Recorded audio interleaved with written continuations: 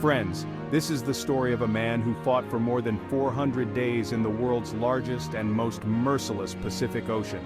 He set a world record and came back alive after 14 months. But what happened as soon as he came back, that he had to commit suicide? Let's know the whole story in this video. People sweat when they hear the name of the Pacific Ocean. Look, there is 71% water in the world, which is divided into 4 oceans, whose names are Atlantic, Pacific, Indian, and Arctic. The largest ocean is the Pacific. It is so big that the dry part of the Earth, which is 165 million square kilometers, this single ocean can cover 148 million square kilometers. There are only a few islands on this ocean that are very small, and there are some islands on which no human has ever been able to go. Now, if by mistake a person gets lost in the Pacific Ocean, it is almost impossible to find him. The name of the man who lived in the Pacific Ocean for 14 months was José Salvador Alvarenga. This man had a small 7-foot board on which he could not even lie down properly, and this man lived on this board for more than a year. He also competed in the mercilessness of the sea and set a world record which no other person has ever been able to break. José was only forced by his fate to get stuck in this terrible problem. This is the case of 2012. José was a 36-year-old experienced fisherman who lived in a village in Mexico, Costa Azul. On November 17, 2012, José and his companion went fishing together as usual on their 7-foot small boat. On this boat, they could not go far and catch fish because the boat was very small, which had only one engine and one fridge, so they could only catch a few fish. Both decided to return in 30 hours. Both set out, 120 kilometers away from the coast of Mexico, laying their net in the sea, when suddenly, a dangerous sea storm came upon them.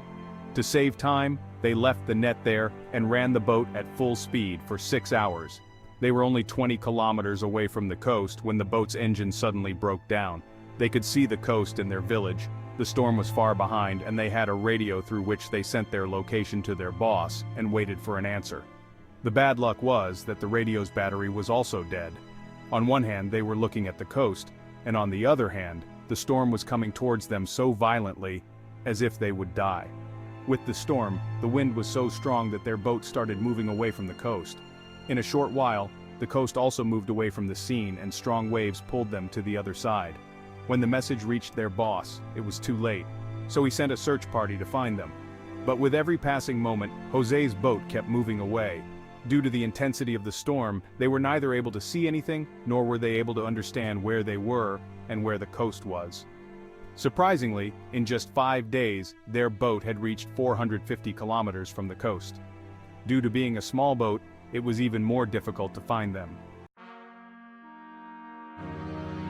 Neither did they have a flare gun, nor did they have anything to set fire to, so that they could call someone with smoke signals. Seeing each other, they started thinking in their minds that maybe it was difficult to escape now. The food had also finished 2 days earlier. They didn't have any equipment to catch fish either, because they had already left the net. They were so hungry that a bird suddenly came to their boat and sat down. They both looked at each other and suddenly attacked that bird, but were unable to catch it. Both knew that maybe the bird would come again. In a while, another bird came. This time, both planned to catch it in many ways, and finally succeeded. And in this way, both spent their time with the birds coming to their boat to satisfy their hunger. Drinking salty seawater can kill a person. For this reason, they started storing rainwater in plastic bottles, which they used to drink and stay alive. But when it didn't rain, they used to drink the blood of turtles and fish to satisfy their thirst. But that too when they were successful in catching them. Days passed and then months. It is also very difficult for us to imagine the mental torture that these two were going through. Finally, José's companion could not tolerate this torture, and after 4 months, he committed suicide. And now José was the only one on the boat, and he was surrounded by water, which made him feel hopeless. But if you look at the maps, you can see that José was in this part of the Pacific Ocean, which is considered the quietest part of the world, because only cargo ships pass through here. It had been more than 6 months since he left the coast of Mexico, and during this time, José had lost his companion too. For this reason, he was very frustrated. One day Hosea sees a cargo ship in the distant ocean. In the last 6 months, he saw this first ship, and as soon as he saw this scene he got the hope of being alive again. Hosea tried to point to the cargo ship as much as possible, but unfortunately, the ship was so far that he could not see Hosea. And as soon as he saw it, the ship also disappeared from Hosea's eyes. And he started thinking that maybe it is written in my destiny to die. Friends, just think. For 6 months you are stuck in such a place in the world where you do not even see another person. And if after a long time you see someone, but they can't see you and pass away, how will you feel? After 11 months, Hosea had traveled 8,000 kilometers on his small boat. His clothes were torn, and he only had an underwear left to protect himself from the sunlight. Finally, the time came when fate was kind to Hosea. On January 30th, 2014, that is after 14 months, Hosea saw coconuts floating in the water nearby. So he understood that this is a sign that there is an island nearby, from where he can see coconuts falling and floating, and after a while he actually sees an island. But he was afraid that this island would also be missed by him. So he went into the water himself and swam to the island. In the last 14 months, Hosea had set foot on a land for the first time, and when he reached the island, he saw a scene and started crying. He saw a small beach house in which the locals were present, and in the last 438 days, it was the first time that Hosea had contact with a person. This island was a remote island of the Marshall Islands, which is called Ibon Atoni, and this island was 11,000 kilometers away from Hosea's starting point. Hosea was lucky that he reached close to the island himself.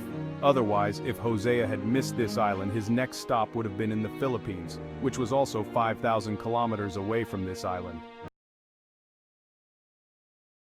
Hosea was sent back to his home from there, and as soon as he reached, he fell from another problem.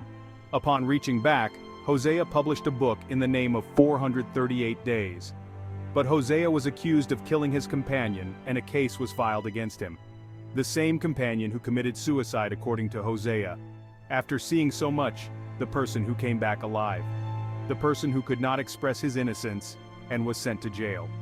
Hosea committed suicide in distress. I hope you will like this video. If you want to see more videos like this, subscribe to our channel. See you in the next video. Goodbye.